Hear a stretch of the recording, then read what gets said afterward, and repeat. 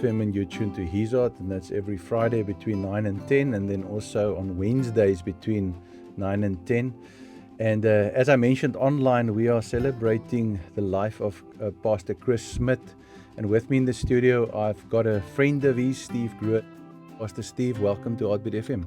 Thanks very much, man. It's good to be here, and it's good to be able to share. I trust I'm going to have something that will be useful to the people out there to hear. Yeah, I was actually, quite touched by the fact that you said you would come and just come and share, because I know you and Chris, you've come a long way. Yeah, and we've known each other for about 46 years. I've known him. You know, we met way back. We were both elders in the assembly here. Sure. And so that's where we got to know each other. Wow. And we kept up a relationship, quite far usually, because I went into the ministry and so left the area. Sure. But we've kept up a relationship. So at the Assemblies of God? Yeah. Man, and when was that? Look, I went into the ministry in 1982. Okay. So we probably met up here about 1980. Okay. And I was an elder here for a while. He was also. His ministry was more, as you know, it wasn't really in the church itself, but he was recognized as an elder then. Yeah. And so we had a couple of good years that we were together there. Yeah. And got to know each other. We lived in Knysna, so it was a bit different. Yeah. That we weren't house friends in that sense. Yes. But over the years we became closer, definitely, and there are lots of wonderful things that Chris was involved in our lives, and we're grateful for that. Yeah. For him to, I would say, almost nominate you to take over as pastor, he must have had some trust. Or some belief in your ministry. How that happened, maybe I can share how that happened, because I used to come down and minister here from Crawford. We lived in Crawford for 33 years. And I used to come down here about 3 times a year when Chris was running the church here, just to come and share on a Sunday. It was great. I enjoyed it.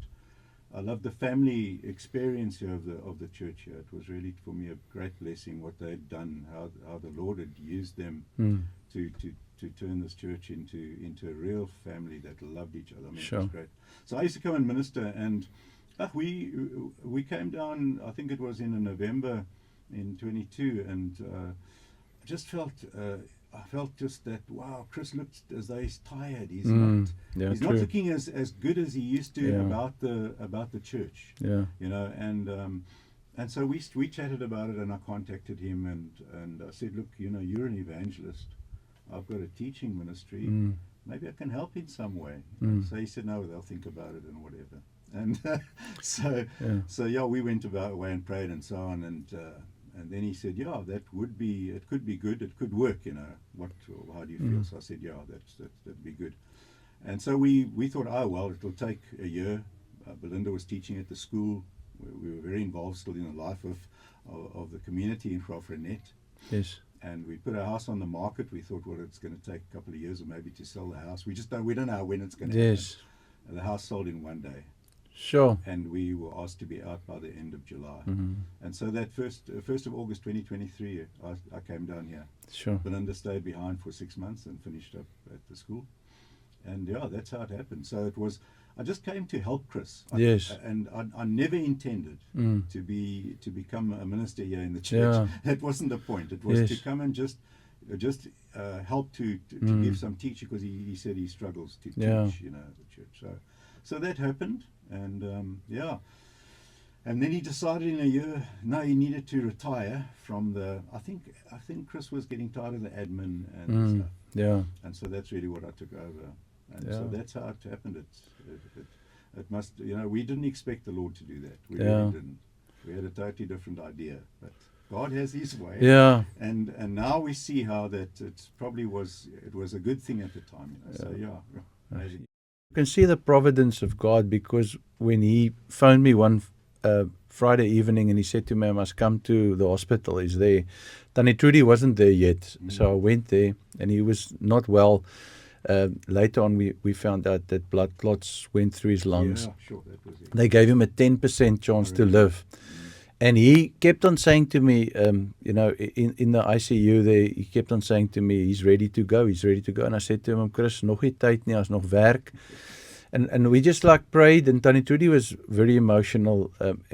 But for us, it was like when the Lord allowed him to live, having a 10% chance of life, I knew that this would be his final stretch of his race. Yeah. He knew it.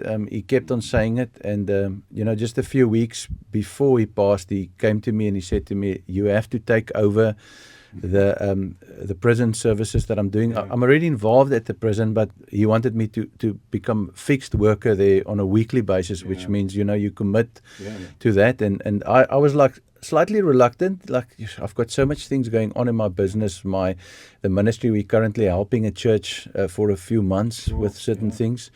And his art and then other stuff we do. But then I was praying about it. And the strange thing is that my spiritual father, Pastor Kobus Smith, Teresa's dad, my wife's father, he actually was involved in prison like over 20 years ago. When Chris tried to get into prison, so he couldn't get in. He says somebody was blocking him, he couldn't get in. Then my father-in-law, Pastor Kobus Smith, went to Chris and said to Chris, you become a spiritual worker in my place. He took over that position, and then he passed that baton on to me now. And then interesting legacy, just like that. And then he also took me down to Grootbrak, to the Spar, and to the shoe factory, the arbeidsbediening, and he showed me, explained to me, and this was all within the last 2-3 weeks. So obviously, the Lord was speaking to him, and he realized that his time was getting min.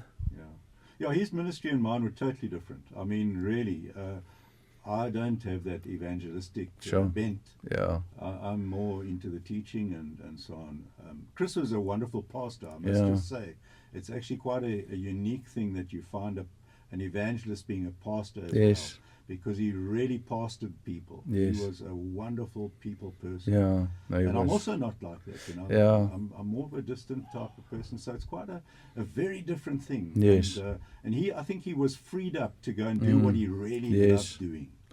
Just for these last few years that we've been together there. So it's been amazing how the Lord has worked in that way. And Chris has just been reaching people always. I mean, we know that. It's been amazing how we've seen that in his life. Well, we met years ago when I was about 7-8 years old. My dad used to go up to Wilderness Heights, and Chris used to work with his hands and do things. So people, my dad was a fitter and turner, and he needed some work to be done. And I remember sitting in the car there at Chris's house, and my dad going in and them being busy in the garage there, and then seeing this guy with a red beard, Roy Baartjie, and seeing him and thinking, okay, this is a strange guy. And but with this real Jesus smile, like like that real evangelist. And that's where I saw him the first time. And then the second time I saw him was in the Assemblies of God Church. Just a bit of history, like a few weeks before that, maybe even a month before that, there was an evangelist in the Civic Center. My mom claims it was Reinhard Bonke, but I could never, I could confirm that Reinhard was in George, but I couldn't confirm when, and I was so drugged up back then that I don't know exactly about time frames. But so I'll just say evangelist was there, and I had gone just to please my mother. I had gone there a bit. I didn't want to go. Somehow my mother was a spiritualist. She was a psychic. She was a witch. She was involved in all of that. And that weird night, she said to me, we have to go to a church service. And I'm saying, what do you want to do? My dad went to the Assemblies of God for years. My mom never went. So I said, what do you want to go? But long story short, we went there, and I only went to please her. And this guy got a word of knowledge, and he stopped the service.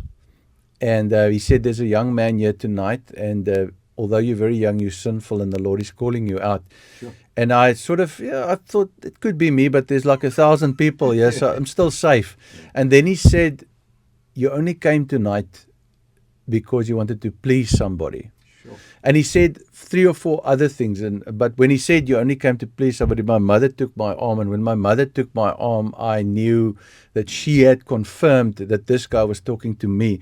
And the fear of God hit me so hard in that chair that I started shaking. I've never felt fear like that, where I felt God was looking at me straight, right through me. God was real, but I didn't want to give up my life of sin. I was popular. I was surfing. I had girlfriends. I had drugs. And I was at that point in my life where I felt Christianity is boring, and all of that. So I didn't want to respond. So I was stuck there. But then I started dating Dave Valentine's daughter. Oh, yeah. Candace. So I started dating Dave Valentine's daughter, and in order to see her in the week, Dave said I had to attend Sunday services at night. So I ended up going to the Assemblies of God, and here this preacher was standing, Chris Smith, with his beard, preaching. And he was preaching, and then I was like sitting almost in the back, but it felt like he was looking at me, and I know you always like feel that, and I'm thinking, you're being stupid, you're paranoid, you know. But then he like looked at me again, and he looked at me again, and I thought something's off here. And that same thing that happened to me in the Civic Center there happened to me again. That fear of God fell upon me, and I felt God was like talking to him about me. And I'm like, I'm praying. I'm not like praying ever, but only time I pray is when I think I'm going to die. But this time I pray and I say, Lord, stop showing people things about me. And then I think it's the drugs, because I was smoking weed that day, and I thought I'm just being paranoid. And then I think, okay, what I'll do is when the service stops, I'll make sure I get out of the church service fast, and I'll go to the other side of the church, because everybody's most going out the gate. I'll go the opposite side, and I'll hide around the back of the church. Lo and behold, I went out. I think it was almost like the final song and so forth. And I went out. I went around the assemblies. I went to the other end of the church. As I got to the corner, here's Chris, and I'm like, how did this guy get here in the first place? And what type of minister leaves his pulpit whilst the final song is being sung and just runs out the side door of the church? And I'm like, this is crazy. And then he starts, but then it was like, it was the first time in my life that I was directly confronted with the gospel. I've been like bombarded by family members, you have to go to church, you have to read your Bible. But then he starts telling me about his life, being on the ship with Saf Marine, going to Baltimore. He starts telling me about, sitting in that church, hearing the message of the prodigal son. And he starts telling me about how he rejected his parents, how he used the words, he was a ducktail, how he was a ducktail. And then, but I was just like resistant. I was like, not interested. And I rejected it, but it definitely showed me that the two occurrences was the foundation in my spiritual life of knowing that God was real and God was pursuing me. I wasn't following God. I wasn't seeking for God. He went and he searched for me like the lost sheep. He went to go find me in the drug dens of life and so forth. And Chris was an amazing instrument, enabling the Lord to actually communicate that to me. So, and that was a miracle. I mean, there was no way that I could have had two of those. Praise God, man. Yeah, Chris was very direct with people, but in such a good way. He wasn't a Bible beater. He didn't take the Bible and beat you up with it. Chris just spoke to people in such a way that it was wonderful to see how God used him, and we're going to miss that because it continued right through his life. There's a legacy. I'm sure there are plenty of people out there that will say, yeah, it was when Chris spoke to me that the Lord really got through to me. Yeah, so we've been so blessed to have spent time with him and to have known him.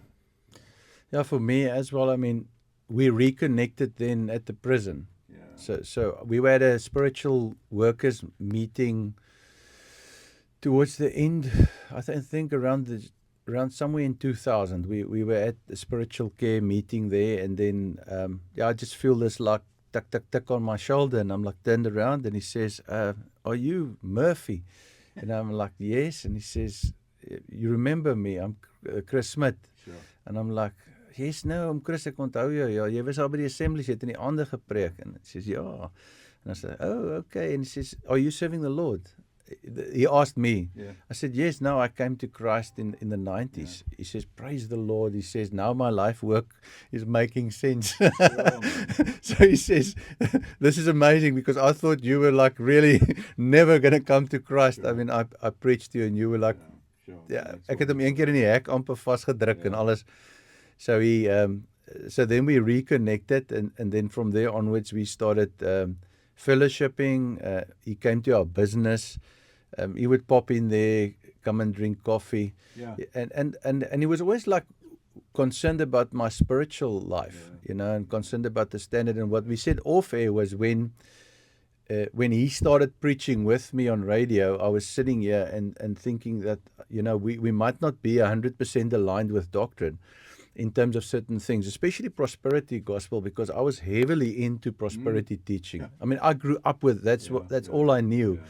So for me, it was like, you know, sow 100, get 1,000, you know, sow 1,000, get 100,000, and just days. let's get it, man. And Chris was like saying things like, ja, hierdie ouens wat net dink dit moet altyd goed gaan en maar oom, dit moet goed gaan, dit moet goed gaan. You know, so I'm like, so we weren't connected, but then that age-old wisdom, the experience, the ministry experience, and the real tangible relationship with God and that real tangible anointing upon his life, it just started ministering to me because I thought I'm also maybe a teacher and I was taught in business to be refined and I did my degree in theology, so you know I was taught how to lay out stuff and you see this plain guy coming and talking to jy weet die waiter by die restaurant and just like talking plainly. En dan het hy hierdie kaartjies gehad, soos jy weet hierdie kaartjies. En dan soos wat een is die langste, wat is die kortste en dit was 'n intro op die gospel, die flash drives, al hierdie projekte wat hy gehad het net om te engage met mense and wherever we started just let's go have coffee, it would become a outreach.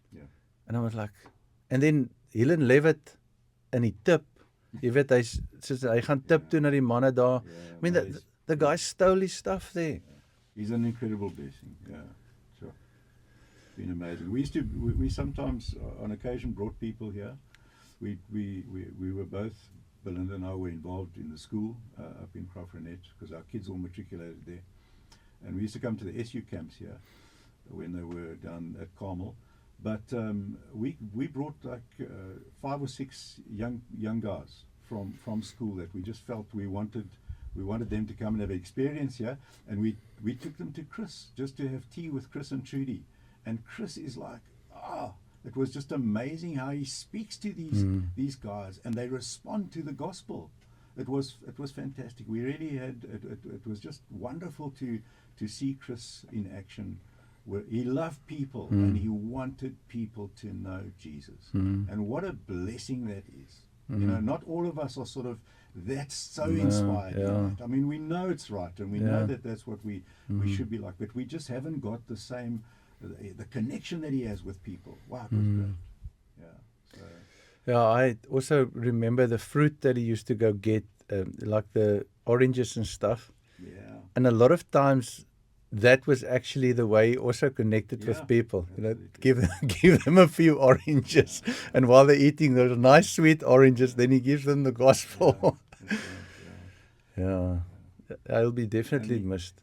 He had a wonderful sense of humor. You know, he would he could speak to people in a way that just so attracted them to him. You know, I remember he came to a conference there in the Assembly Ministers' Conference, and he was just, he said, he was sharing a message, and he said, you know, English is such a poor language compared to Afrikaans, you know. Oh, yeah. And of course we all sort of, you know, really? He says, yes, you take the word blessed, you know. Yeah. You guys use the word blessed. In Afrikaans, it's just so much better. It's welgeluksalig. And it just means so much more. And I thought, wow, you know, and he just wowed out. I'll never forget that, you know. So yeah, he was he had a wonderful sense of humor. the language thing was like, I mean, he always used to say Afrikaans is die hemelse taal. Yeah, that's right. Yeah. Yeah, but then he ministered, when he was ministering at Wilderness Christian Fellowship, I mean, I sat frequently under his ministry there, and he was English. Yeah. Yeah. He was always very concerned about his English, Yeah. about using the right tenses and so on. He always tried to make an excuse for it. You know, but people the thing that we don't understand is that people understand us. In this country, you know, people will pick up most of Yeah, what you're saying true. anyway. So you know, we don't have to worry about No. our language. Now, I was surprised actually, because it seemed like the last 10 years his English improved Yeah, drastically. I think having a primarily, you can say, English congregation, Yeah. you know, he had to really master the English language. The one fear that he had since Baltimore, because he said he was sitting in that church in 1976 in Baltimore in the USA. He was sitting in that Gospel Tabernacle church, and he said that he could not understand what the guy was saying. He was just like hearing about like the prodigal son. He connected the dots somehow, which really touched his heart. But you know, English wasn't his strong suit back then. So yeah, and it was also like he had this guy. I think his name was Marley, Steve Marley or something. I'm under correction, on this ship that modeled Christ to him. Sure. And it was this, for me, it's like this, as we live now, our lives, our lifestyle is supposed to be the greatest evangelism ever. Yeah. I mean, the way we live, the Yeah, way we that's right, treat yeah, people, yeah. the way we live. And this guy on that ship, he says the ship was called S.A. Weltevrede. His mother said to him that you're my preacher when he was small. You're going to be my preacher. But then he went into a different direction. He started studying to become an electrician, went to the mines, and then went to SAF Marine. And when he left, when he was on his way to go, his mother was really crying because she had expectation that he would become a preacher. Yeah. And he says that as he drove away from his mom and his dad, he looked at them in the rearview mirror waving, but he didn't even turn around to wave. He says he was in a very bad state, and on the harbor there, he took his ring off and threw it into the sea for some kind of reason. And he went on the ship, and his mother still said to him when he left, "Ek hoop jy vind tevredenheid op die skip wel tevrede." Sure. But then he says this guy, he was in the bar with them, and they would try and get him to drink because they had excessive amounts of alcohol available. And this guy would just say, no, I don't want to drink. And then he said they would have conversations with the guy and try and provoke him and try and anger him, and they would get like nothing out of this guy. He would just like, and he would just like say, listen, I'm a Christian, I serve the Lord. And he would just like not just say that, but he would actually live it. And that example, over the period that he was on the ship on his way to the USA, actually started preparing his heart. So when this guy all of them came off the ship, they were standing on the harbor, and this guy said, listen, Chris, don't you guys want to come with me to a church service? And they said, listen, we've already ordered a taxi because we're going to go check some of all the US sightseeing stuff. So we're going to rather go do sightseeing, but we'll make you a deal. If your pickup comes before our taxi, we'll go with you. And if not, then we'll go do sightseeing. And he says, lo and behold, then this dude came before the taxi, so they were all, and then on their way to the church. So you can just see God's hand, Absolutely. moving. Wonderful, man. It's awesome. So, yeah, it is a loss on the one side, but on the other side, we understand that we are not like the world. We don't not have hope. We don't get to a point where we say, listen, we're hopeless now. No, this is a graduation. This is a heavenly homecoming. This isn't. Yes, that's right. It's not like a death. You're gone. Well, many people have this problem with death, and death is actually not really our enemy in that sense, because we're going home. And so the first thing that came to me when Trudy phoned me was that scripture where it says, "Precious in the sight of the Lord is the death of His saints." Sure. That was the first thing that came to me, and I thought, yes, that's it. There's a homecoming for Chris. That is. I mean, we don't know what it's going to be like, but it must have been amazing when he walked in there, and so it is a blessing. and we don't fear death. Yeah. Jesus came to release us from that fear of death that the devil held over us Amen. all the time. And so this is a triumph. Yeah. You know, I know that it's hard for the people that are left Yeah, behind. That's where the issue is. Yeah, that's where the But issue we is. don't mourn for the person that's gone No. the way unbelievers do, because we have this hope in Yeah. Jesus, and it's fantastic. It's a wonderful freeing up thing, you know. Yeah. So we're just so grateful. Yeah, it's amazing. Yeah. In my spirit, I had peace because I knew that he had passed the baton. Yeah. You know, I mean, he got you in place to pastor the church. He got me in place to take over some of the evangelical tasks. And so he really did that, and he started getting things in order. Yeah. And then even the night he passed, passing is never beautiful. I Sure. mean, it's not something Yeah. that we No, enjoy of course not. from an outside perspective, but from the recollection I have from what they told me was, I mean, he was sharing the gospel with Yes, people absolutely. like he always Right did. to the end. Yeah. Sharing the gospel, you know, handing out what we call in Afrikaans bokdrolle. We actually gave those bokdrolle to him the Friday evening, because Yeah. we used to go there Friday evenings, Teresa Yeah, and myself, that's and right, we used to yeah. go sit there and visit with them. We heard all these beautiful missionary stories, all Yeah. these stories of the old days of, Yeah. and but we gave them the sweets, and so it was just, for me, it was also, okay, he was using the sweets that we gave him to proclaim the gospel. Yeah. And then, I mean, if you look at the circumstances, and we all, retrospect is not always a good thing, but if you look at it, driving from Koelsberg to Bloemfontein, Yeah. I mean, if this event say it's a cardiac event, if it took place, Could have been a disaster. it could have been a disaster. The dogs, Tannie Trudy, Yeah. the vehicle, I mean, total losses. And so he had this opportunity to share the gospel, then sat in his vehicle, and then, you know, went home. Yeah.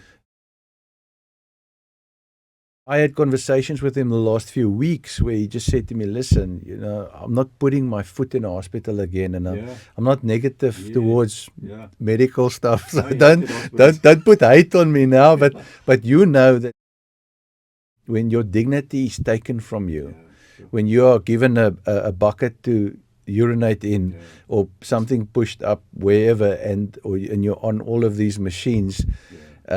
and you're getting pricked with needles, and that, I mean, I know they're doing what they're supposed to do as far as medical procedures concerned, save a lot of lives, help a lot of people. Yeah. I'm not hating on them. I'm just saying we don't like it. My mother doesn't like it either. I mean, my mom's also said, no, I don't want to go to hospital. I wanted to take her to hospital this week. She says, no, I'm not going, and you have to make an alternative plan to keep me out of hospital. Yeah, sure. So it's something that he wouldn't have wanted. So, Yeah. and he was on his way to his son, which, I mean, I've never seen a father and his son have this kind of relationship that him and Gideon had. Good relationship, yeah. I mean, they really had he had a good relationship with his daughter. He used to talk about her, his grandchildren, but, you know, with his son, you know, he could go there and they could do things together. He would say to me, Gideon braai die hele tyd vir my, en Gideon doen so baie vir my, and Gideon bought him all these speakers, and he was in his happiest state, his happiest place. I mean, I think so. we started speaking about them going months ago almost. You know, like he was just like working up to it, and just arranging everything, because this was the highlight of his year again.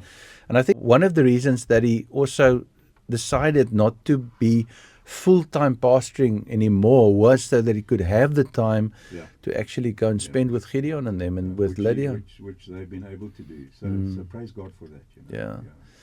So it's a life well lived. Nobody's Absolutely. perfect. I mean, he was more stubborn than a mule.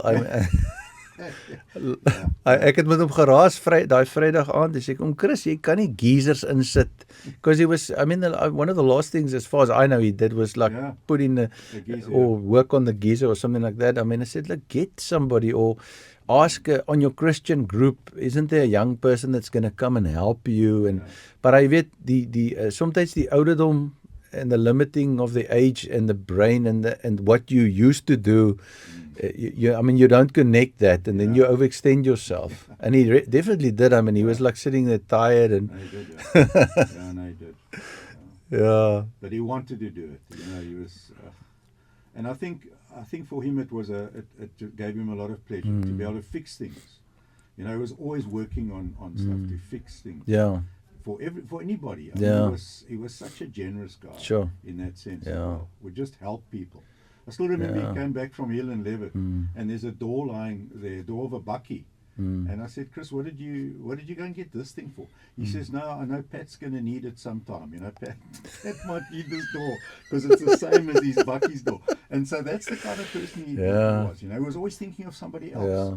And he'd get wood because he knew that somebody else needed that wood. So praise God for him. Yeah. That's a very important point, because when I started hanging out with him basically and started ministering with him, you know, you have like almost this suspicion, like, what does this guy want from me? I mean, in church, I got hurt frequently. Yeah. I mean, all of us. So you look at people and you filter them through your suspicions. So I must say, when we started ministering, then he would just give me stuff. Yeah. So I mean, he would take me out for breakfast. He would pay. I never had that because we worked for the church for free for 20 years. Yeah. Nobody ever took us out. We were always the people taking people out. And all of a sudden, this guy, and I'm thinking, where does he actually get money from? Yeah. And then he's taking me out. He's buying me stuff. He sowed money into our ministry. He said to me, go buy yourself sound equipment for the ministry. Sure. And I thought, I mean, how does this work? Yeah. And like you say, he would be so generous. I mean, if I was there and I would just like look at something of his on his desk or for a bit too long, he would ask me, do you want that? And he would just like give it to me. Yeah. So he really lived with a flow of generosity that I haven't seen, not just financially, but also taking people into his house. I mean, and giving people lifts. And I'm thinking, how can you give people a lift at this stage of the world that we're at? Yeah. You can get killed. Yeah. But then he doesn't just give somebody a lift. He picks them up and he sees they don't have a place to stay. He actually takes them to his house. Yeah. And then they go bath that guy. So he gets clean, he gets a meal. Yeah. And it's like one of a kind. I mean, who would do that? Yeah. I mean, Matthew 25 tells us, Yeah. I was hungry, you fed me. I was a stranger, you invited me in. I was in prison, you visited me. I was sick, you cared for me. Yeah. And Chris actually lived that He just sheep lived it, yeah. type Absolutely. Christianity. Yeah. Yeah. And we should be like that. That's the thing. And I mean, I was a goat for most of my Christian life. I was a goat up until 2014 when the Lord showed me his heart. Yeah. That was when I started shifting to sheep ministry, but with pain, because I still had the mentality of, what is important in ministry. Yeah. And a lot of times the mechanics, the operations, the operational management, we had a team of pastors. We had subdivisions in ministries. We had a church of over 700 people, and it was growing church. Library members of over 2,000 people, and outreaches and all sorts of stuff. And then the Lord said to me, you're a goat. And I'm like, how can I be a goat? Look what I've done for you, man. Lord, haven't you seen? Sure. I mean, we're leading like 300 people to Christ every month. We're discipling them. Haven't you seen what I've done? And then the Lord says, you're a goat. But what do you mean I'm a goat, Lord? What? I'm doing exactly what you told me. I'm not drinking. I'm not smoking. I'm not whoring around. I'm not doing anything of those. I'm serving in the ministry. I'm there Sunday morning, Sunday night, Wednesday night, Monday night. I'm at all the meetings. So what do you mean I'm a goat? And then he takes me to Matthew 25. You've got the virgins. You've got the bags of gold, and then talents, and then you've got the final section. And then that section, the Lord just hones in on that. I start reading that, and then I start weeping.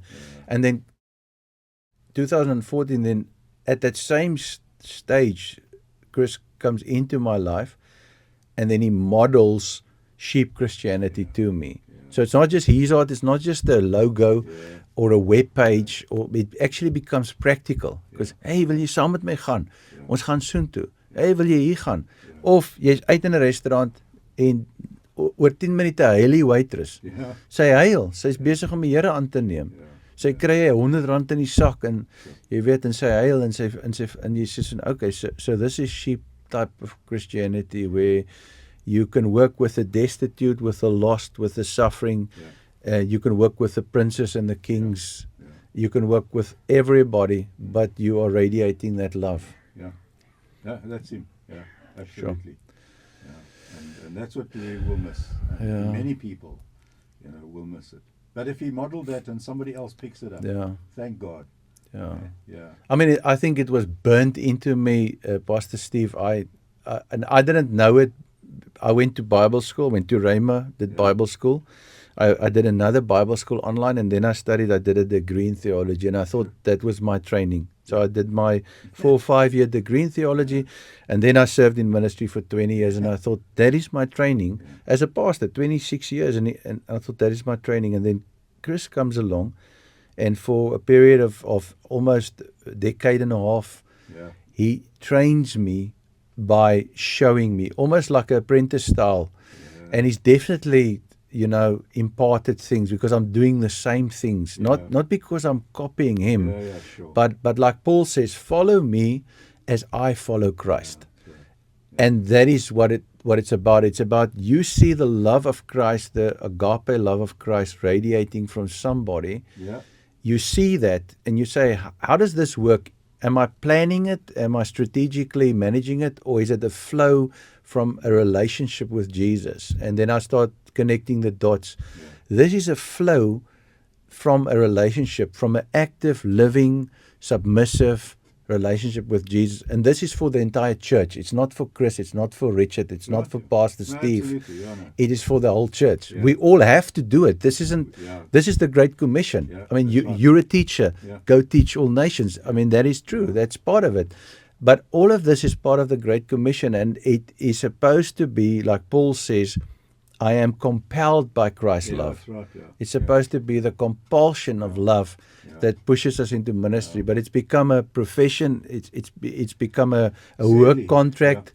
It's become a to-do list. Yeah. And I'm not saying we shouldn't have the structure. I mean, we all work within structure, but the center of it has to be the love of Christ. Absolutely. And this is what I'm over 50 now, and I'm only seeing it now. Sure. It's taken me, I came to Christ at 17, 18, and I have failed. I have done things wrong. I have been involved in wrong things. I've treated people wrong. I've done everything in ministry, from the good to the bad to the ugly.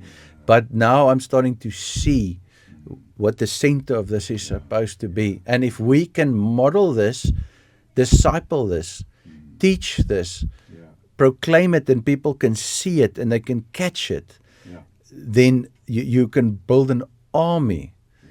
Yeah.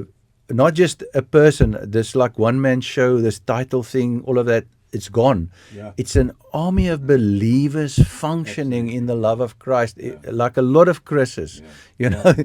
just doing that same thing. And for me, that was worth more than all my biblical education. I'm not saying it's not, I love what I did there, but I'm saying this was worth more, because this, you can't really tell somebody, you have to show them. Yeah. Yeah. There has to be a lifestyle. Yeah, the work of the ministry is to put other people into the ministry. Mm. And we all are in the ministry, everyone in the church. And that's the problem, is that so many are just, they don't. They're not. Yeah. They've got gifts, but they're not using them, or they just don't know how to start, or whatever it is. Yeah, so it's such an important thing that everybody who belongs to God Yes. understands that and does it, So, Pastor Steve, we've got a celebration on Saturday. You want to Yeah. maybe tell us about it? Yeah, look, we're going to have a celebration at 10 o'clock, and I'm glad there are people that are speaking there that knew Chris very well, and that's good, and so it's a blessing that we're going to have that, and we trust really that it'll be a time where people will connect with the Lord. Yeah. And that out of it will even come people who were saying, I didn't know Jesus and I know him now. Amen.